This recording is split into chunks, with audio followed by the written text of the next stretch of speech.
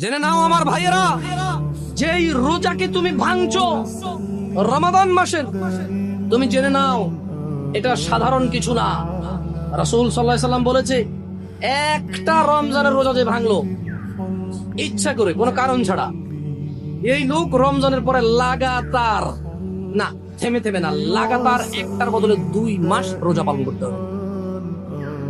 ভাবা যায় এটা কি?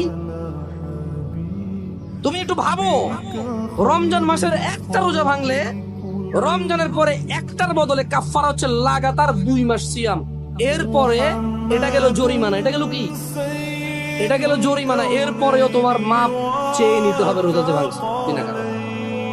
তাওবা, ইস্তিগফার, আল্লাহর কাছে ক্ষমা চেয়ে নিতে হবে রোজা ভাঙার কারণে। মানে একটা রোজা ভাঙার কারণে 2 মাস রোজা থাকলো যথেষ্ট। কি বাকি আছে? মাপ চেয়ে নিতে হবে। এবার মাপ পাইছো না পাইছো ওটা কে জানে।